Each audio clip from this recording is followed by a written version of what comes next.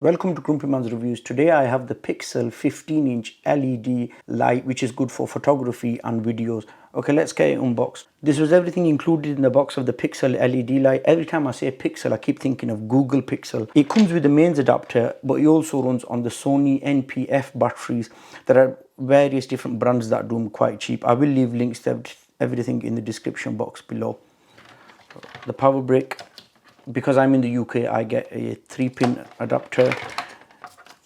You get a strip for cable management, some information leaflets, Pixel, they'd love to hear from you, and an instruction manual which is in different languages. CRI 96 and 120-degree angle it rotates to 3000 Kelvin, which is a warm light, to 5800. I record at 5600, so it should be perfect. And different groups and channels and stuff. I'll show you that anyway. Oh, that's the panel. Plastic, but it's well made. You don't get no stand with this. Oh, you'll have to buy a separate stand as well if you want one. Luckily I've got a stand and I've got some Sony batteries, so I'm okay. But I will leave links for a stand in the description box below as well.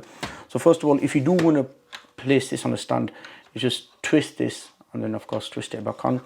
To adjust the light, twist this dial and then it will adjust into different angles. It's got these vents here, so if you're on a long shoot, it will keep the light cool. It will distribute the heat evenly. But LED bulbs don't get hot anyway, so you should be okay. But just in case, they have made it like that. So good thinking, Pixel. That's where the batteries would go. It's got 2.6-inch screen and on off there. So if you flick it to the left side, that's for your mains power. On the middle, of course, is off. On the right, that's battery power. DC adapter there. That's the dial to control the temperature. I think I should plug the adapter in now so then I can show you the screen. One thing I forgot to mention, I have plugged it into the DC adapter now, but it does have a nice size cable, so it won't be dangling around. Like most softboxes I've used, they start dangling around, but this is an LED panel. Anyway, when it's on, that's green, so it's letting you know it is on. So if I turn it on, that side, it's come on. Wow, that's bright. Okay, let me turn it down. So first on the left, it's got the group button, so you can have up to 6 groups, like it's going all the way from A to F.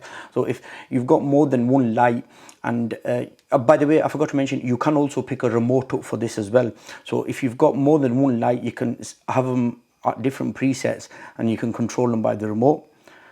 That goes up in 25%, so you can see 50, 75, 100, down to 1%, 25.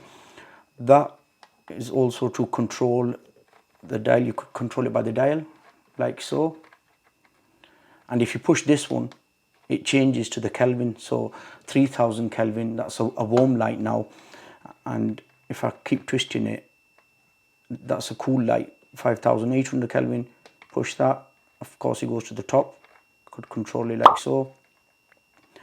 On the left side there, you could see it's got that DC, so it's telling me I've plugged in by the mains, but then it's got 2 battery symbols there as well. If I were plugged in by the batteries, it'd show me that. The channel, it's got 48 channels, which is crazy. So it runs on the 2.4 gigahertz. So if you do have remote controls and you have more than one lights, like say there's 4, 5, 6 of you, or up to 48 in this case, you can all control the light on a different channel, so you're not running into problems. And because it's got the 2.4 gigahertz, which has the longer range, you can cover a wider area. You could spread the lights out, and then to say if I'm running on channel 2 and the person next to me that's shooting, they can run on channel 20 right up to channel 48. We can also go onto the group mode as well. I've also reviewed an iVisi ring light not so long ago. I'll leave a link to that as well, and I've reviewed some newer lights. I'll leave links to that in the description as well if you want to watch that. Let me change the camera angle now and then I'll show you how bright the light is. This is what the Pixel P50 LED light looks like once it's powered on. It's on 5600 Kelvin and it's on 50%. Apologies, my camera might take a bit of time to adjust. I'll just quickly show you if I were to leave it at 50% and if I were to drop the Kelvin down to 3000, that's the warm color, because it's bio color. It's got mixed bulbs in. I don't know if it's made any difference on the camera or no, but anyway, I'll turn it towards the wall. So if I crank this up all the way to on 100%, that's at 3000 Kelvin. You can see the little flower pots at the bottom. If I were to push this and I take it up to 5600 Kelvin, you can see how different it looks. I'm going to move the tripod now so you could see.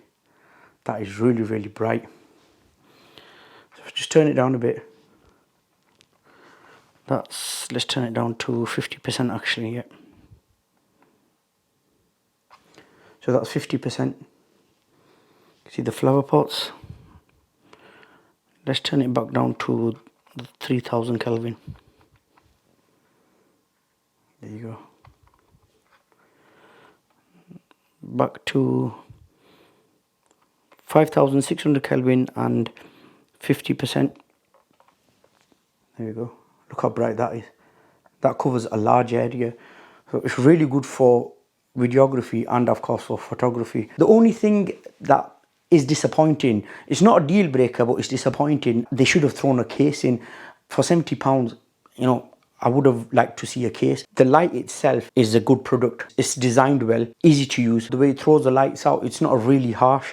I know I showed you it from close up and it made it look harsh, but of course when you're recording or when you're taking pictures, you're not going to have it harsh, or you're going to control it. As always, my friends, thank you very much for watching. I'll see you all in my next video.